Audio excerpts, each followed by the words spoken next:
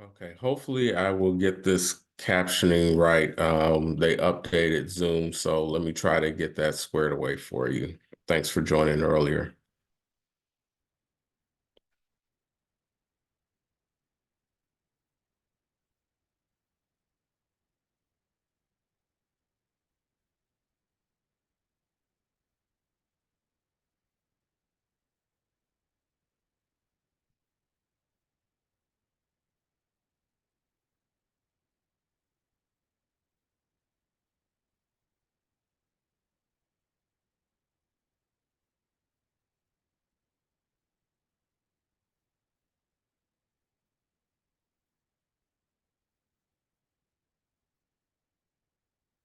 Hmm.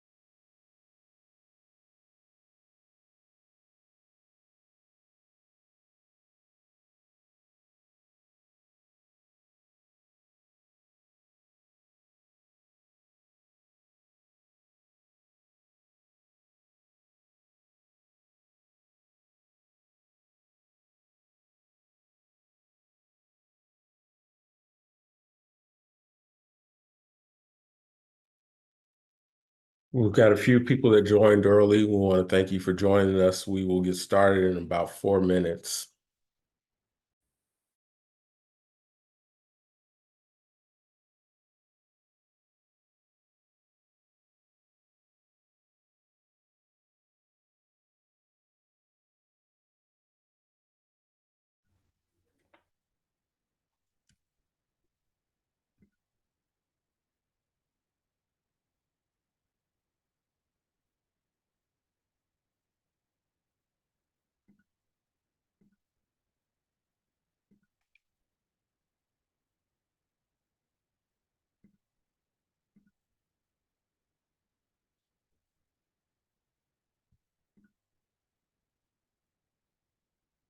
What's up, Harry? What's up, Britt? How's it going? Pretty Can good. you hear me? Yep, sounds good. Oh, okay, excellent. I'll mute again. Just want to make sure my audio works. Yep.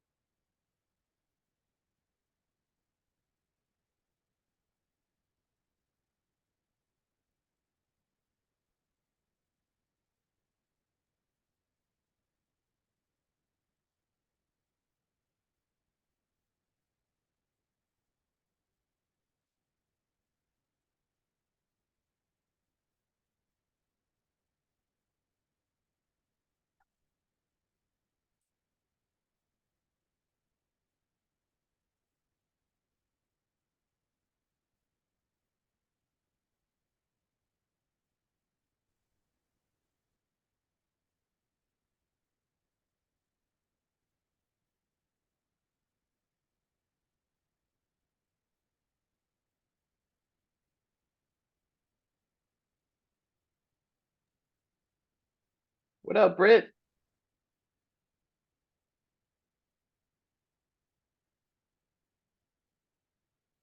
I appreciate everybody who joined right on time, and we expect more will be joining. For those who have been on these calls before, I'm Harry Colbert Jr., the managing editor at MinnPost, and this is, I guess, our video version of our newsletter and one with Britt Robson.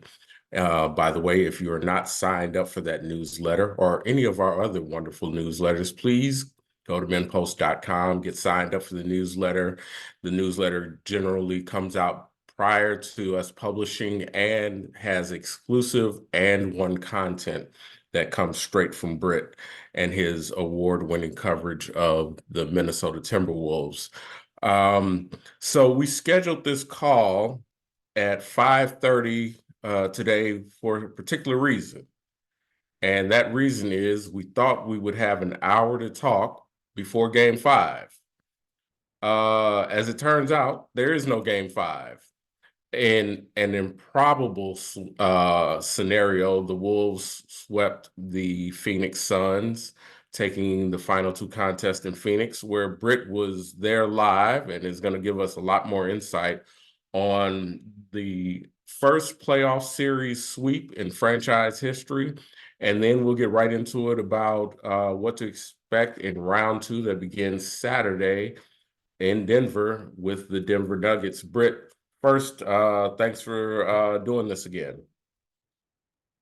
Yeah, my pleasure. I'm glad to do it. It's always great to, especially like questions from people. I want to know what's on people's minds. And, it's, I've been covering this team since the second year of its existence, 34 of the 35 years. I went to a few games in the first season. I actually wrote something for Minneapolis St. Paul, I think, in that first season. So technically, I wrote about Gary Anderson, I think it was. Anyway, the guy who was the second player drafted after Pooh Richardson. But this is the first time the Wolves have ever swept a series. This is the second time the Wolves have ever advanced beyond the first round.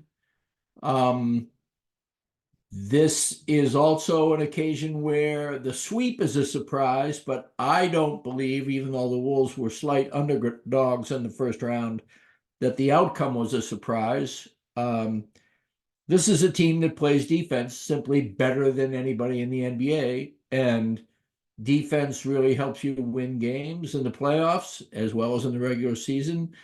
They were demonstrably better on defense than any other team from early November on through. They were ranked number 1. And that has never happened to a Minnesota Timberwolves team. The margin by which they exceeded the NBA average for defense just like obliterated even the Kevin Garnett years when they had a very good defense. KG, one of the greatest defensive players ever. But this is clearly one of the best team defenses ever. And they throttled 3 Hall of Fame players from Phoenix. And Phoenix is a little bit redundant in terms of its strengths, which is why I thought the Wolves would win. But they did win handily in the 3 regular season games. And that week, almost all the players mentioned that week between Phoenix playing the Wolves on the 82nd regular season game, the final regular season game of the season, and then having the Wolves as their playoff opponent. As a result of the Wolves' loss, they dropped to the 3rd seed. As a result of the Phoenix win, they rose to the 6th seed, and the 3rd seed and the 6th seed played each other. So the Wolves had a week to prepare against a team that had beaten them 3 times, including twice in the final 10 games of the regular season. And the preparation was phenomenal, obviously, because the outcome was almost never in doubt from the beginning of game 1 through the end of game 4. So happy to take any questions anybody wants to ask. If you know anything about this Zoom business, there is a thing, I think there's a reactions thing down there, and if you hit the reactions, you can have a hand raised situation. If you want to raise your hand, I'll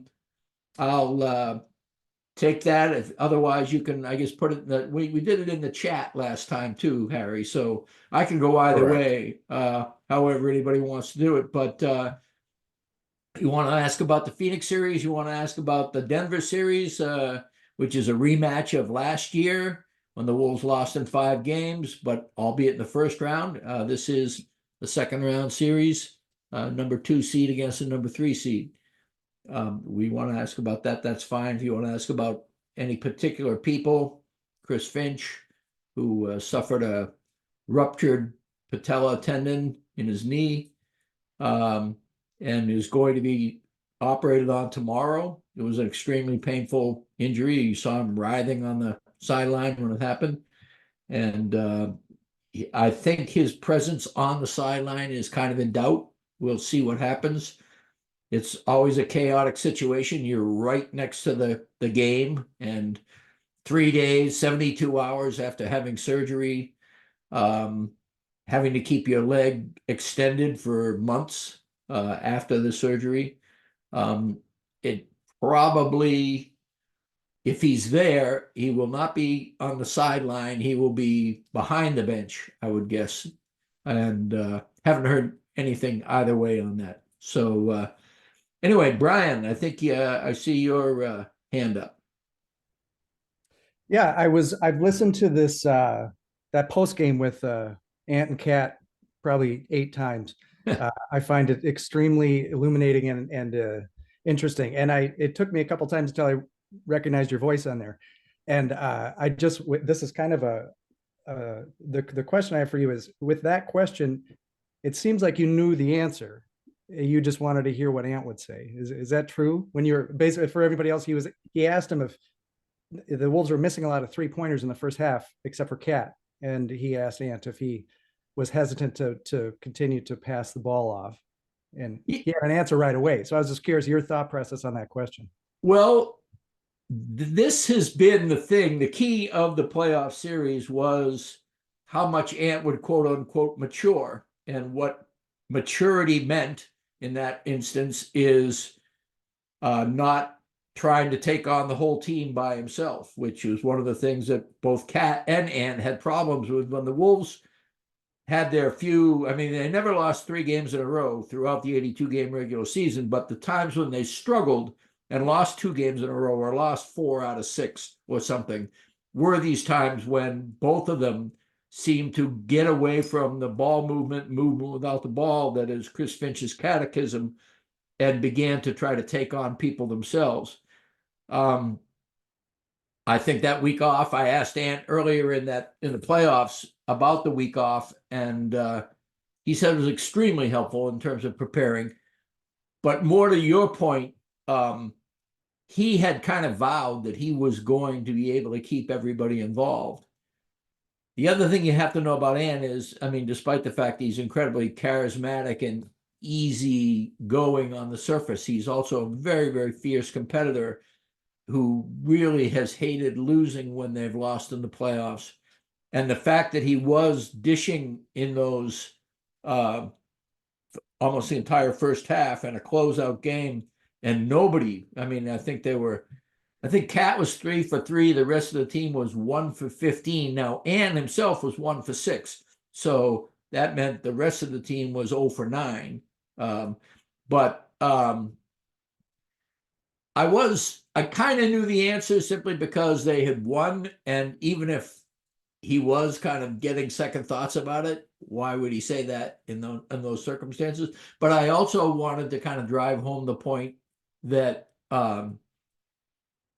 he tied for the team lead in assists with Mike Conley. In addition to being the leading scorer, he shot over 50% from the field. He shot over 40% from the line. He shot over 80% from the foul line. I mean, over 40% from the 3-point arc. It was kind of a coming out party for him. And I think, again, what is kind of cool about Ant, I joked on a podcast I did with Dane Moore and Kyle Tighe right after Game 4 that if I want to die sharing a podium with Ant, because he will praise you up and down and make the best of what you look like. And Cat, Cat needed that. Cat needed the boost. He's gone through his trials and tribulations, and he was very important in Game 4. So it was a fun thing to see happen. Jerry. Hey, Britt, a simple comment to start out with. First, your writing at Minpost has been great, eloquent even, like the best there is out there. And second, I really appreciate this type of thing, because when I retired, the thing I missed was going into the office to talk sports on Monday morning. And so this is a little bit of fill in for that. Sitting at home with my wife just does not do the same. It doesn't scratch an itch. But I'm going to ask a question to let you be the historian of the NBA here. When I look at the Timberwolves out there right now, I look back and think about the Bulls with Jordan, Pippen, and Rodman. Just what a great defensive team they were. How does the current Timberwolves pair historically with the NBA teams that you've seen? Ooh, I would, to be honest with you, I think the best defense I've seen in the NBA came from the San Antonio Spurs. And a lot of that had to do with the fact that they did their work early. Rodman and Pippen and Jordan were all phenomenal defenders. They were also spectacular defenders. And the Spurs didn't need to be spectacular. They did their work early. They got into position. One of the things that's really interesting about Rudy Gobert is that he discourages shots. I mean, he's among the leading shot blockers in the NBA, but he positive leads, and Victor is coming up on him because he's 7 feet 6 inches tall, but nobody deters shot attempts like Gobert. You drive into the lane, you take a look at he's there, and you think better of it. The Spurs did that all over the court in the half court. Popovich was ahead of his time in that respect. And to really generate how old I am, I grew up with a team that set the template for defense in the NBA, the Boston Celtics in the 1960s, with Bill Russell and Tom Sanders and the Jones boys, Casey and Sam Jones, John Havlicek later on as a sixth man. So I grew up with great defense, and I've always been a lover of great defense. And it's one of the reasons I've enjoyed this season so much is the Timberwolves have leaned into that. They spent a lot of treasure on getting Gobert, and I was fairly critical of it, and rightfully so. I was very skeptical of it at the beginning of this season, not rightfully so. I think that trade, the fact that the president of basketball operations, Tim Conley, and the head coach, Chris Finch, stayed true to their belief that that was the right thing to do, was something they have kind of innovated in a time when, space and pace and wings and three-point shooting and everything was in vogue and is still often greatly in vogue, but they have pointed out another way to go. And they are, they had the fourth best record in the NBA. And so I really have to give credit to the idea that a Minnesota Timberwolves team has innovated in the NBA the way it is now. They've held firm in their belief that skilled big men and brutal defense is effective, and they've proven themselves. What kind of a follow-up on that? I also remember Bill Russell playing defense the last couple of years. I have that memory too, like you do, Brett. A follow-up on that, going back to your most recent column, and I was commenting in real time as it was happening, but I wouldn't mind you talking about that just absolutely impressive defensive sequence where Nog got the steal at the end. It was just textbook. There's conventional wisdom, and it's conventional wisdom because it's accurate, is that you can pass the ball faster than players can move. So that's one of the reasons behind a ball movement offense is the more you pass the ball, the greater your chances are of getting an open shot. It was 2 minutes and 40 seconds to go in a 2-point game. The Wolves were up by 2 points. And Phoenix was all in on trying not to be swept. And they had some great shooters on the floor, Bradley Beal, Kevin Durant, Eric Gordon, Booker, and they spread the floor. And they moved the ball around. They started with a pass from the three-point arc down into the low block, and then they moved it back out to the slot. And then they moved it 3 straight times, bing, bing, bing, around the three-point arc. So it went from the right slot all the way into the left corner. And then the guy in the left corner, Bradley Beal, dribbled. And then once he got the defender up and passed the ball, it was 6 passes in 9 seconds. The Timberwolves contested every single pass. There wasn't a player that could have gotten off a clean shot after any of those passes. And usually, conventional wisdom is you keep moving the ball, you are going to outlast the team, and you are going to, even if a team is anticipating the pass, which will give you that brief edge to get out there, you are going to be able to deny that clambering defense. And on this particular occasion, the Timberwolves shut everything down.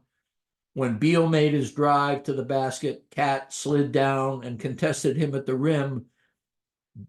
Beal made a bounce pass toward Kevin Durant in the corner, and Nickeil Alexander-Walker anticipated it and intercepted the pass.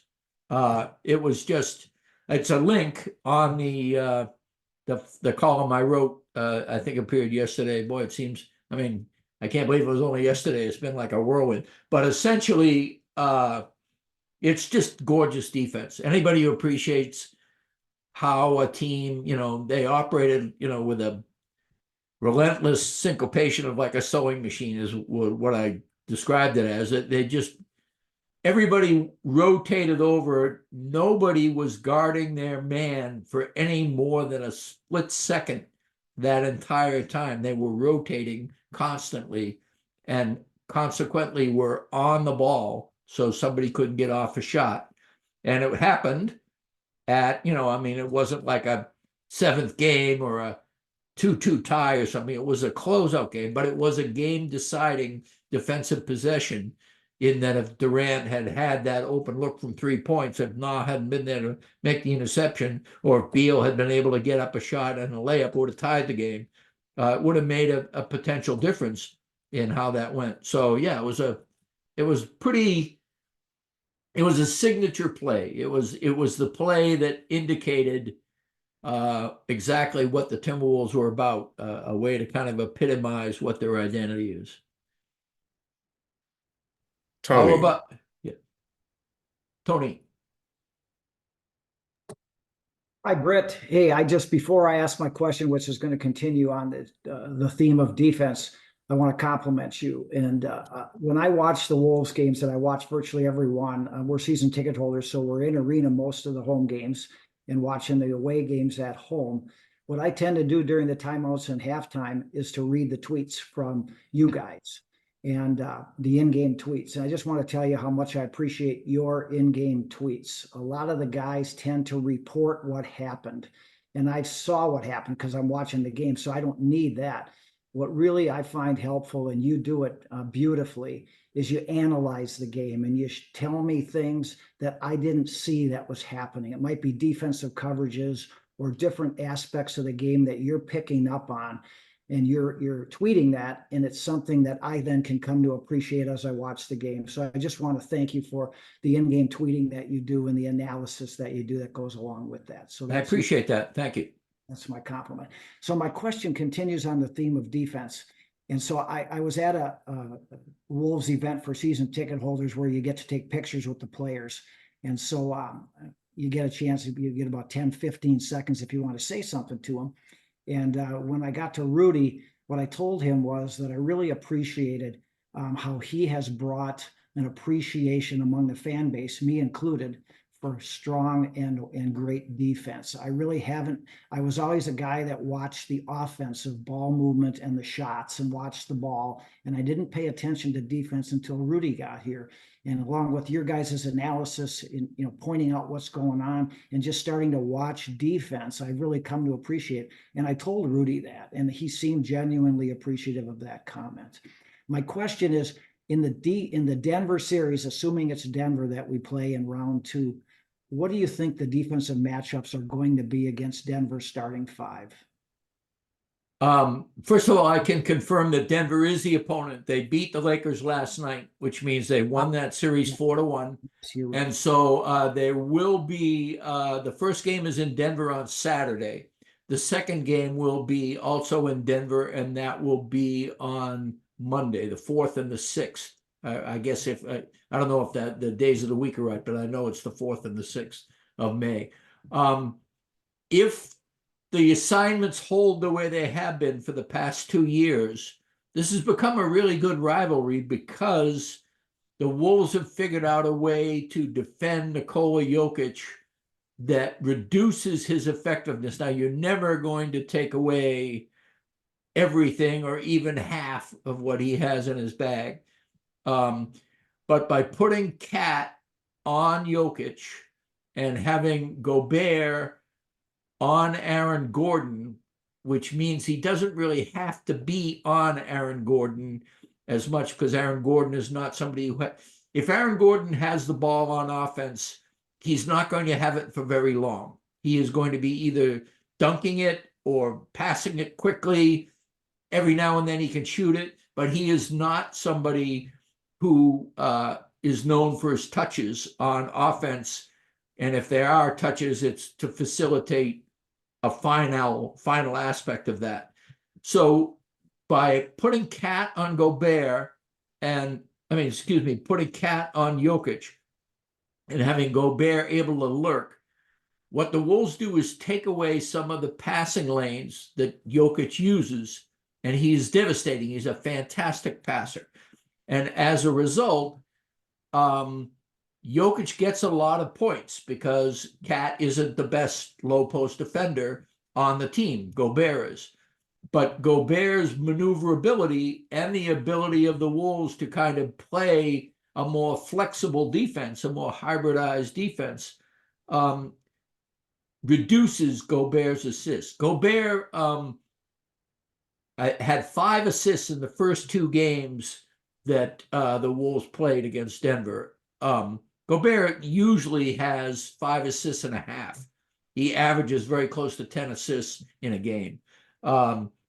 So it is a very effective strategy. Now, the other thing is, so you have Cat on Gobert and you have I keep saying that, Cat on Jokic and Gobert on Aaron Gordon. And then Jamal Murray is their chief offensive threat aside from Jokic, and Murray and Jokic play a great 2-man game. It is the key to their offensive success. They know each other intimately in terms of exactly what each one likes to do on the court. And they're just really both smart players. And Jamal Murray is one of those guys like Anthony Edwards who raises his game in the playoffs. He is a much better player in the postseason. He's already won 2 of the 4 games that the Nuggets needed to beat the Lakers with last-second shots. Jaden McDaniels is on Jamal Murray. Last year when McDaniels couldn't play in the series, Nickeil Alexander-Walker was on Murray. They're both excellent on-ball defenders. Jaden has a little more size. Nickeil, I think, is a little bit better in terms of slipping screens and being able to keep constant pressure on. But this season's, when Jaden has been healthy and eligible to play, he has been the one on Jamal Murray. And this is a fascinating matchup because they clearly don't like each other. And it really is kind of a blood feud that you see. They do things to each other away from the whistle that look kind of petty, but are actually kind of competitive dogfighting with their hands and trying to get in each other's way. And McDaniels does a really good job on Murray. It remains to be seen. I'm really looking forward to seeing how McDaniels handles playoff Jamal Murray, because that's a step up. On the other hand, watching what McDaniels was like against Kevin Durant and Devin Booker against the Suns, he's clearly ready for this. And so that's another key matchup. Then you have the Caldwell Pope. He'll be guarded by Mike Conley. And then Ant will most likely, let me see, who's the 5th guy there? Excuse me? Porter Jr. Oh, yeah, right. Yeah. Ant will probably be on Porter Jr. And that's a really tough assignment for Ant. Porter Jr. is a guy who burns the Wolves a lot. And this will be also a playoff test, because everybody's so consumed first with Jokic and his passing. He's going to win an MVP award for the 3rd time in his career very soon, like in the next couple days. Jamal Murray is a phenomenal scorer. You have to stop that two-man game that they run. And all of a sudden, here's this guy who's 6'10", who shoots from a very high angle, and he's been phenomenal in these playoffs. But he's always a guy that has burned the Wolves in the past because he's easy to forget about. He's one of those guys that drifts to the corner, drifts to the slot, great three-point shooter. What he's begun to do in these playoffs, especially against the Lakers, and part of that is because the Lakers, I mean, LeBron James is often the guy who's supposed to be on Porter Jr. And, he's 39 years old and, been around a long, long time. And you just have to chase Michael Porter Jr. a lot, and you may not get anything out of it because he's another guy that the ball isn't in his hands all that much, but when it is, it's going in the basket a lot because he's such a great shooter. And then in these playoffs, he's been a fantastic passer.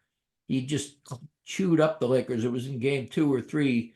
I can't remember which, but it was a third quarter where he, like 3 straight plays, he made passes, great passes to a cutting Aaron Gordon, because people were getting up on Porter Jr. and guarding him. That starting 5, Chris Finch accurately says it's the best starting 5 in the NBA. It's not even close, I don't think. All of them have played together now for 4 or 5 years. Their skill sets are incredibly complementary. There's a lot of overlap in terms of what they can do, but there's no gaps in terms of their skill sets. There's nothing where they go, all right, if you have these guys on the floor, they don't have this. They have everything when they're that way. And so it will be a great test. It'll be a great series. I'm really looking forward to it because Ant is demonstrating a lot more awareness on defense and a lot more tenacity, both on ball and off ball defense. We'll see if that growth curve can encompass being able to recognize how much Michael Porter Jr. needs to be covered, even as he's doing everything on offense. It's a lot to ask from him. And I frankly expect Michael Porter Jr. to have, as usual against the Wolves, a very good series. I think they really try to prioritize limiting Gobert's assists and limiting easy buckets and the momentum that Murray can get on. And I think if they had to pick their poison would be cuts for Aaron Gordon and stray threes, open shots because he's open, because you're so busy concentrating on other things from Michael Porter Jr. But they're going to be some great matchups. Thank you. We've got, and I apologize, is it Dana or Dana? Dana, rhymes with Hannah, banana. Thanks. So given that they were injured last year for the Nuggets series, just wondering what's your take on how important Naz and Jaden will be in the Nuggets series this year? Well, Jaden will be very important. Naz remains, and this is true in the regular season as well. I mean, Naz Reid is an incredibly charismatic guy. Everybody loves his story. He's an undrafted rookie, signed what was called a Gupta special. Sachin Gupta, the assistant general manager, put together a contract where he get like 4 years at $2 million a year, $8 million total to develop. He developed into somebody who became the 6th man of the year this year. Everybody loves him. Naz Reid towels can be found, probably at the Vatican. It is a feel-good story.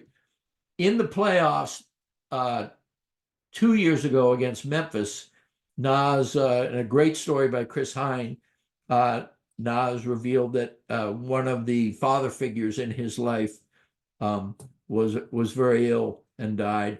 And that really affected him in that series. And then last year, of course, he hurt his wrist right at the end of the regular season. So Naz is, and he was good in stretches, especially in game 1. He was excellent against the Suns this year.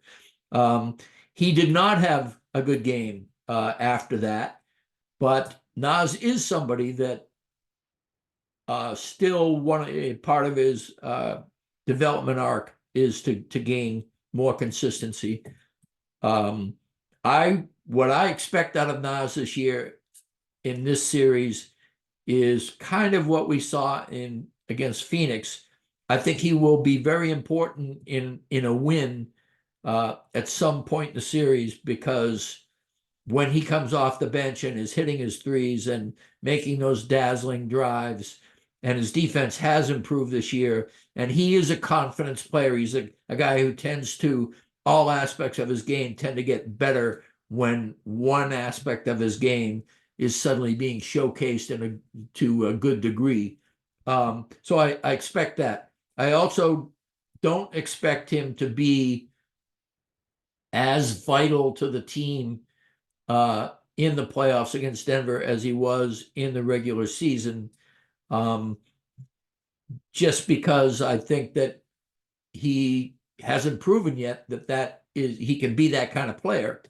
On the other hand, Denver has, Christian Braun, Peyton Watson in at least one of the wins. The last time they played Denver's bench won the non-Jokic minutes, is what you always call the times when Jokic sits.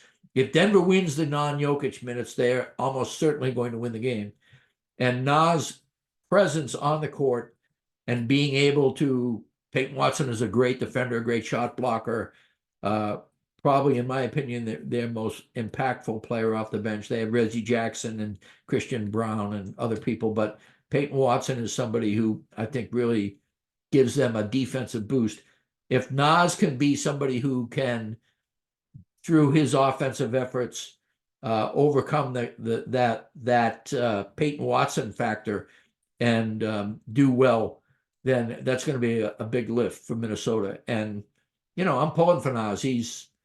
I was down. Anybody who's followed me for any amount of time knows that I was very skeptical of Nas's development, and was late to acknowledge that he was indeed somebody who was worth the hype that the fans were putting on him. And I was wrong. I was wrong about Nas Reed, but it will be good if he can take this next step and play really good, get back to that regular season level with relative consistency in the playoffs.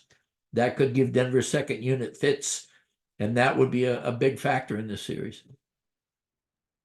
Mark.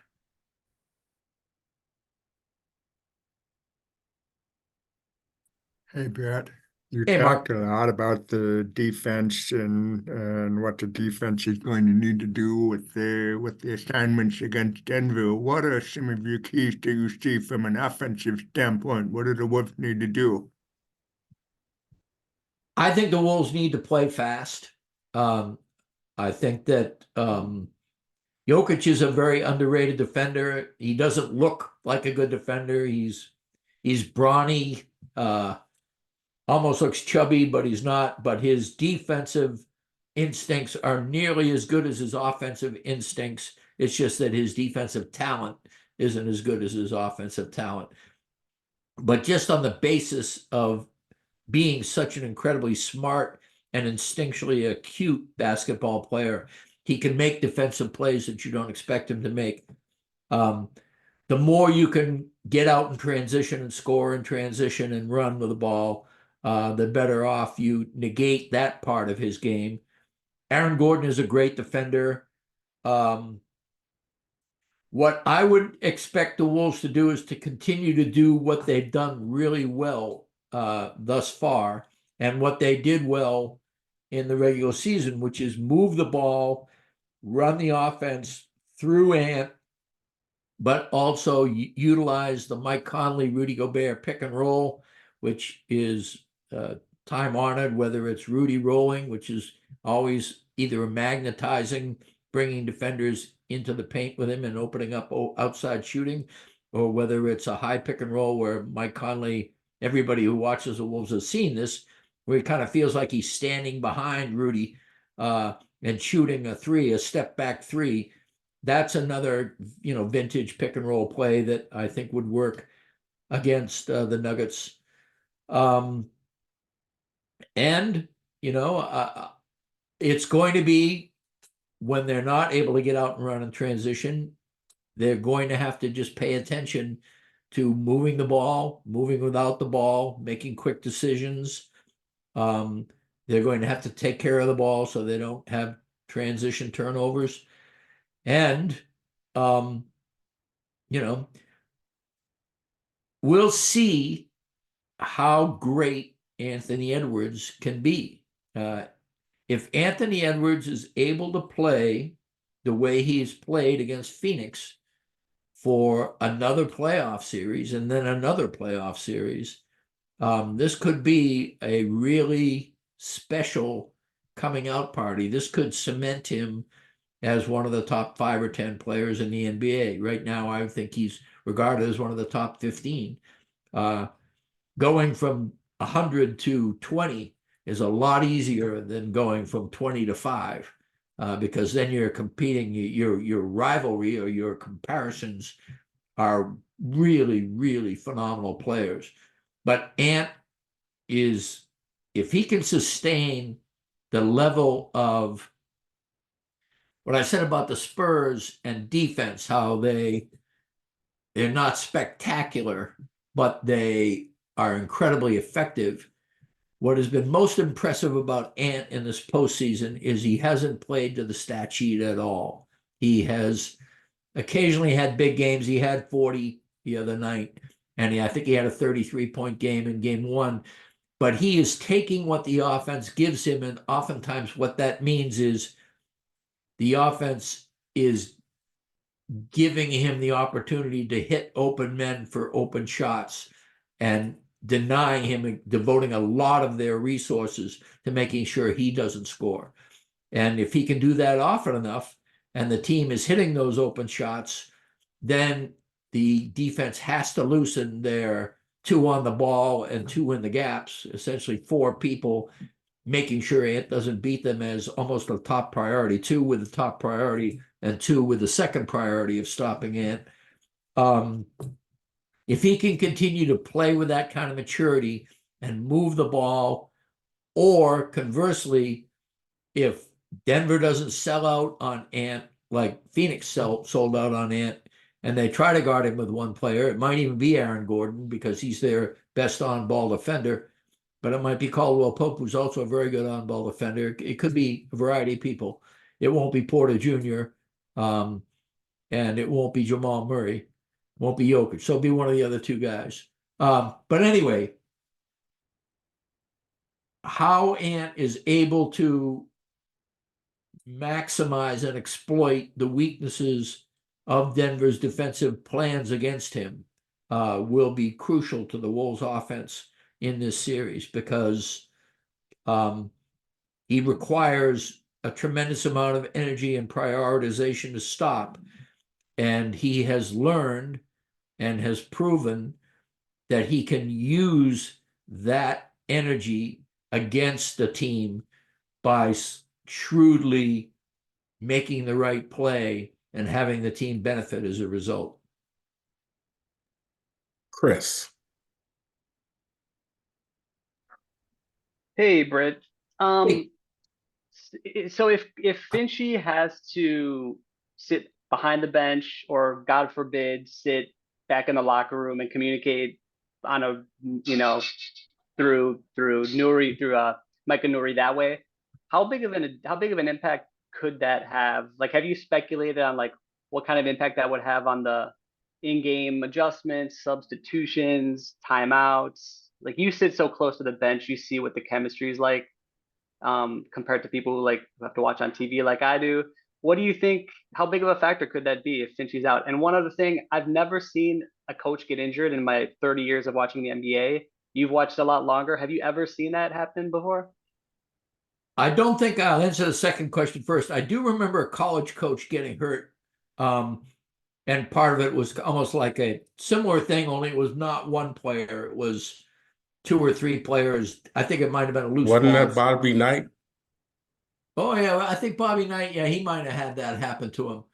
That wasn't the guy I was thinking of. It was somebody in a program that a college program I didn't watch all the time, but I just happened to have the TV on, and it was a loose ball situation of 3 players went for a loose ball, and it just the ball was rolling in the coach's direction, and all 3 of them just clobbered him, and I think he was taken off on a stretcher, if I remember right. I have no idea when that happened. Or the exact circumstances. All I remember is the memory of seeing that on the TV. But other than that, I've never seen it at the NBA level. So yeah, it was unique. Devin Booker became a real heel in that series in general. He obviously did not mean to injure Chris Finch, but he chucked Conley in a manner that was going to be aggressive, borderline flagrant, and Conley had no choice but to fly into Finch. Conley was trying to lessen the impact on Finch at the same time it was happening. It happened too fast for Finch to really be able to do anything other than try to cushion the blow as well. And I think the fact that they were so close, one of the beautiful things about the NBA is that everything is right there, right next to the fans. But the fans being around there, I think Finch got his knee wedged to some extent between where the fans were sitting and where Conley hit him. And I don't know if the tendon got ruptured because it moved it too much, straightened out his leg and bent it too far the other way. I don't know exactly what happened. That looked like it might have been what happened. But in answer to the first part of your question, like when Dane Moore and I are sitting on, we sit next to each other at games, and I talk all the time during a basketball game. I just talk nonstop. And there have been people who do not want me to sit next to them and get up and leave. And Charles Hallman is a guy who great basketball mind. He's in the Women's Basketball Hall of Fame because he's covered basketball for so long. Nothing against Charles. He's just not the kind of guy who wants to talk the game while the game's going on. He wants to watch and make his own opinions. And so one of the ways that Dane and I got together on podcasts is because we were essentially having a podcast every game. We just talk the game as it's going through. Well, that huge preamble is because Chris Finch does that with Micah Nori. If you ever look over there, Nori and Finch are talking the game nonstop. And I don't know how, I think it could be an interesting factor. It could be something that if you don't have that feedback to just keep your own thought process going in a way that you're used to, and you're not getting also an opinion you really respect, kind of honing your out loud thinking and making it go, oh yeah, that, or like when Dane and I talk, and believe me, I'm not the level that Finch and Micah talk, they're the ones that are literally determining the game. Dane and I are just guessing at it. But to have your opinion challenged in the moment, which happens in any interaction when there's not that universal agreement, that's invaluable. And so 2 things will happen. If Finch needs to be behind the bench and needs to not be there, I think what will happen is, 1, Finch won't have control over the game, obviously, but also if Micah Nori is the acting coach in the moment, he's not going to have Finch in his ear. And so that's like a double thing. He's got more responsibility, and he doesn't have a guy that Micah Nori has told me. When Micah Nori was named offensive coordinator of the Pelicans, I think it might have been the Pistons. It was one of those 2 teams. Now, he was with the Pelicans with Finch, and then got named, I think, the offensive coordinator for the Pistons. He would call Finch once a week and basically run what he was doing by Finch. So Micah Nori has no illusions about the fact that Chris Finch is, in his opinion, smarter than he is, and to not have that. The greater point I'm trying to make is that this could be a significant obstacle that the Wolves might have to overcome. I don't want to make too much out of it because the players are smart. They get the game plan. The coach has control over things, but not on a minute by minute, second by second. Everybody has to react. Everybody has to do a certain thing. And they also have, Mike Conley, Rudy Gobert, two of the smartest and most even-keeled players you'll see. I don't think the Wolves would be disorganized. I don't think the Wolves would be unprepared, but I do wonder if that sharpness, that like last 10% of intelligence quotient that in an incredibly intellectually competitive as well as athletically competitive endeavor is not as strong as it has been in the past, whether that would be a negative factor. So, I on a personal level, Chris Finch is, I admire Chris Finch. I'm a unabashed fan of his coaching, and I feel bad for him that I know this is a painful thing. He's going to have surgery. The surgery is going to cause swelling. Even if he's able to be there, it's going to be painful. If he's not drugged, it's going to be even more painful. If he is drugged, he's not going to be as effective. The whole thing is just not ideal, obviously. But I wish him the best, and we'll see what happens. LaDonna.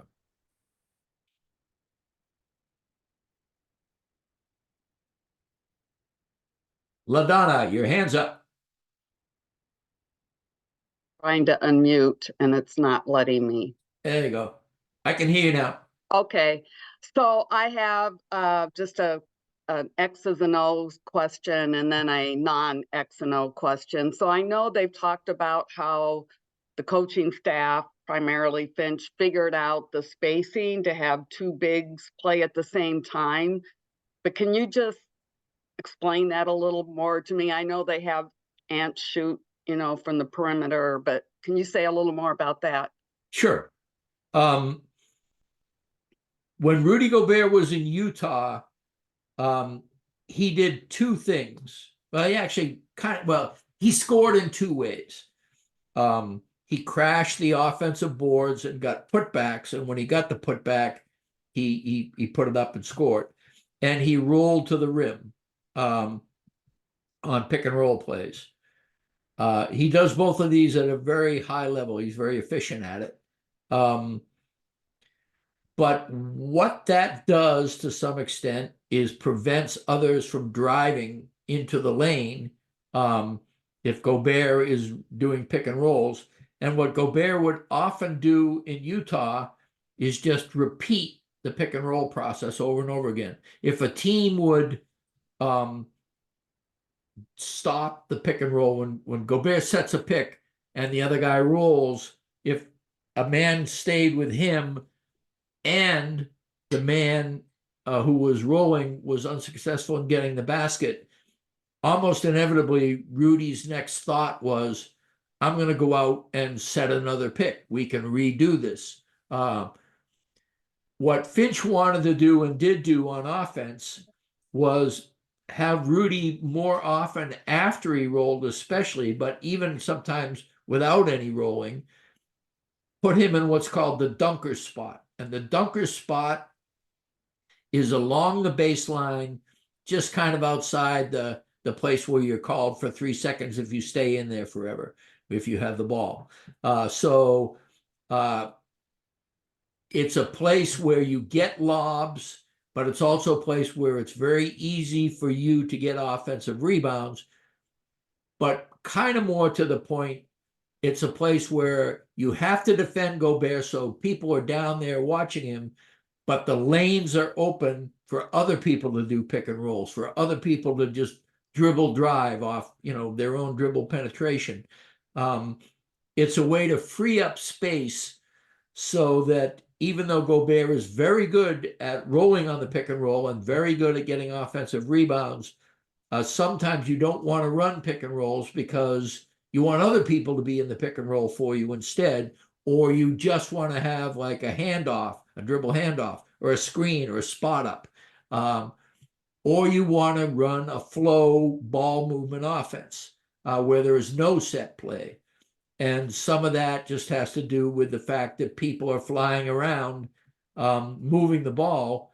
And if Gobert is out there trying to set picks when this is happening, it's the team is at cross purposes. So that's what some of it is. Also, Cat pretty much had to realize, and Finch was reluctant to realize this, but Cat needs to be more of a three-point shooter and less of a post-up guy, unless the matchup really indicates that it's a good idea to have Cat posting up his man. Because again, Gobert owns a lot of that space on the set offense, half-court offense. And Cat can create space for Ant and others to drive because he's a career 40% shooter. And he's great in the corner. He's great from the slot. He's great above the break, all over beyond the three-point arc. He's good. He's a matchup nightmare for people. Finch said over and over again, partly last year, even this year a lot, I don't want to just stick Cat in the corner. He thinks that would be too demeaning for Cat's overall abilities.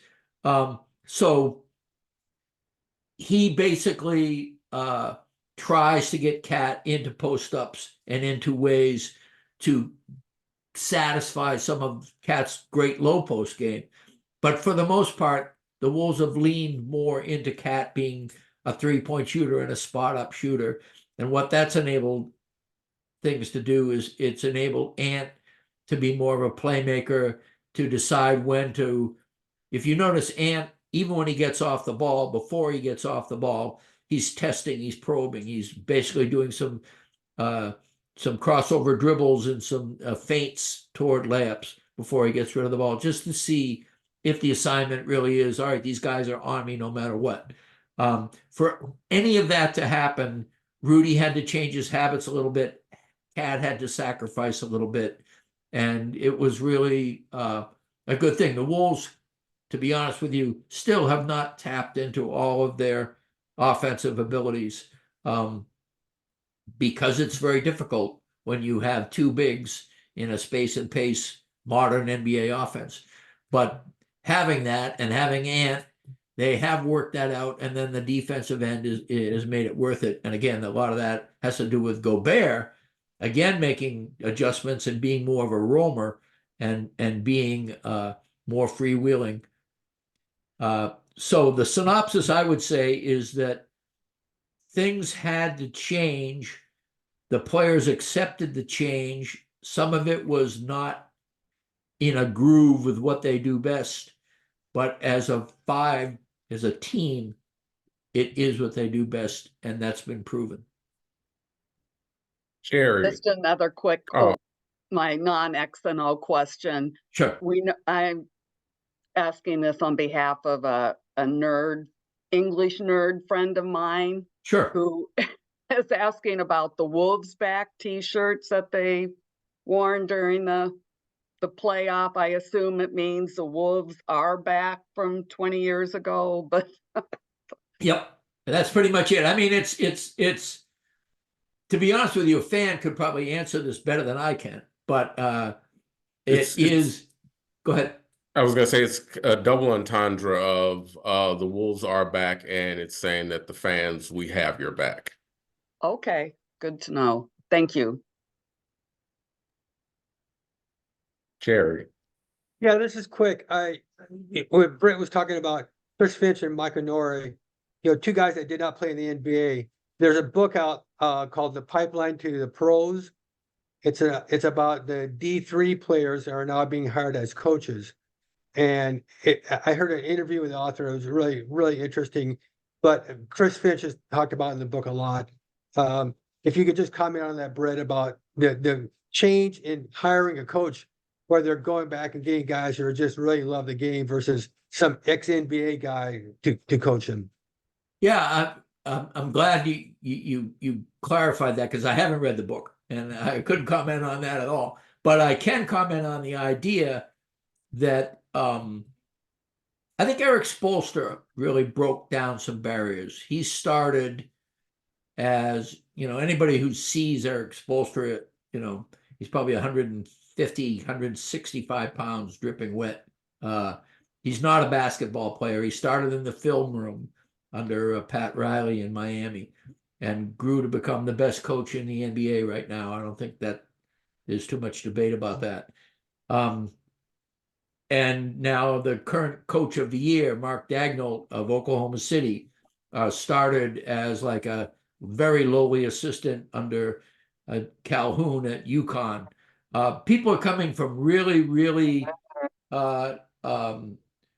modest beginnings, and as a result, are not your standard players, but they have gained the respect of the players because they do love the game. They are innovative thinkers. Analytics is a part of it, but they're not simply just nerds.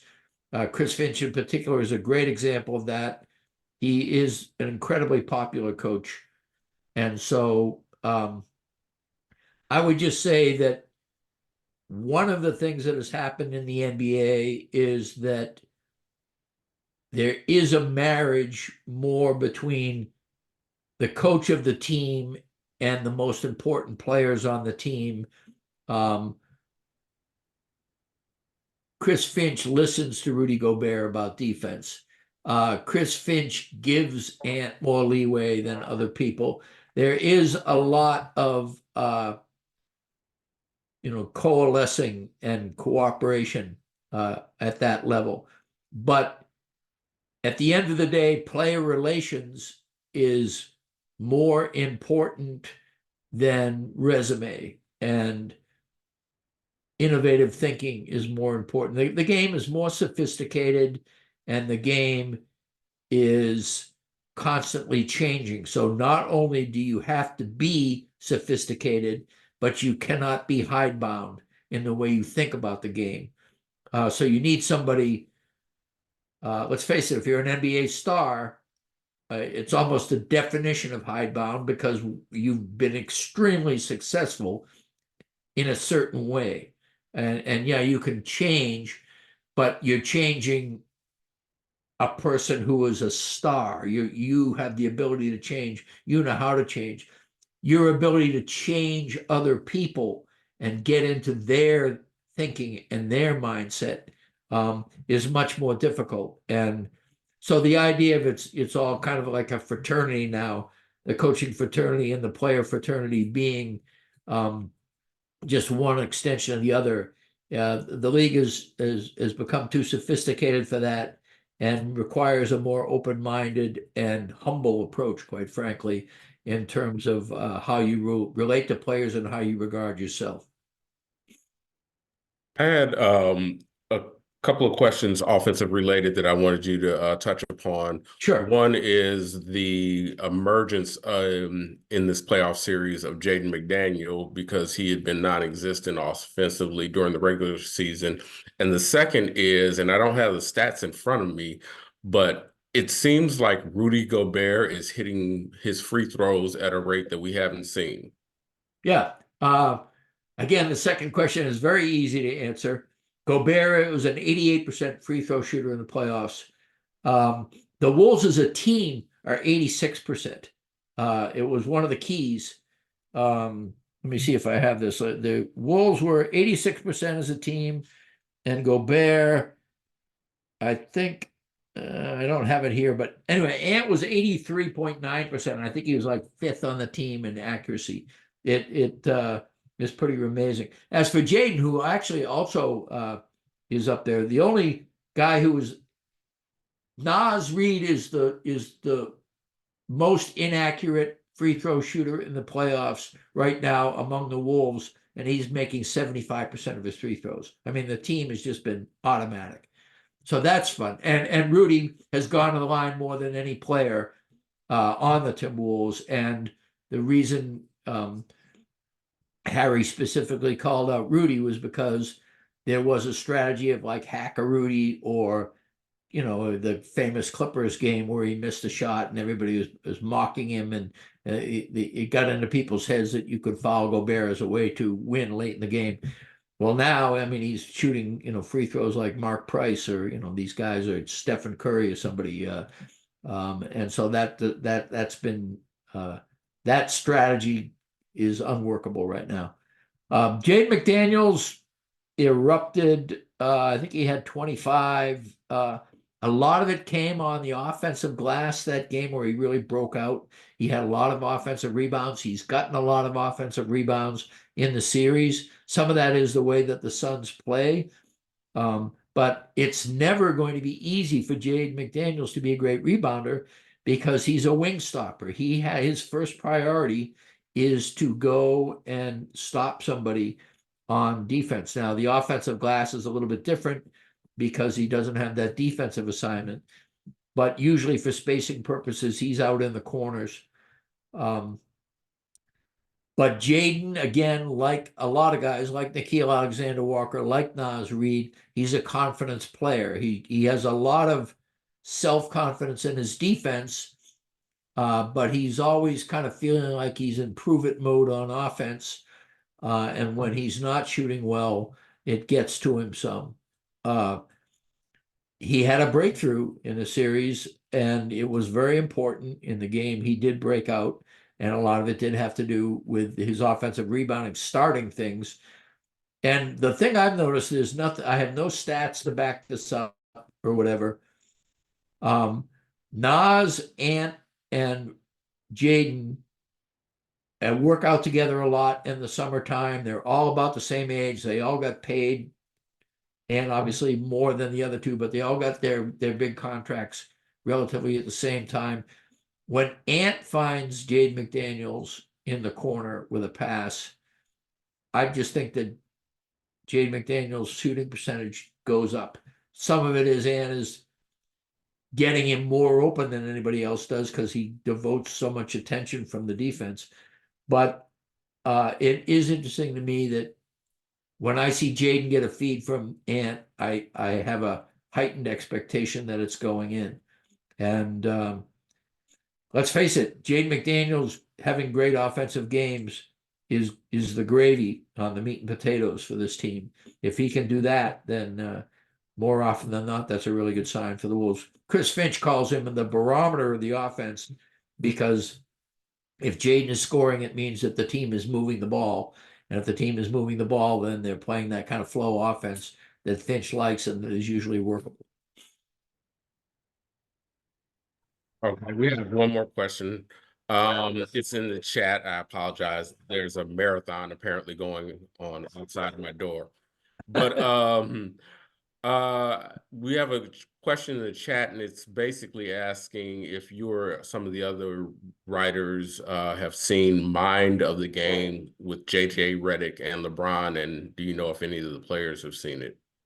I think they have. I'm not a big podcast watcher, to be honest with you.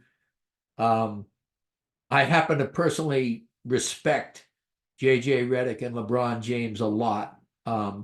So it's the kind of thing where, like Gilbert Arenas' podcast, I've only seen like in snippets, and he just strikes me as an idiot. And there are times when it's just, there are podcasts that are all attitude, like, and that they have great guests, but like The Smoke with Matt Barnes and Steven Jackson, sometimes it's, again, I haven't seen whole things, but I've seen clips.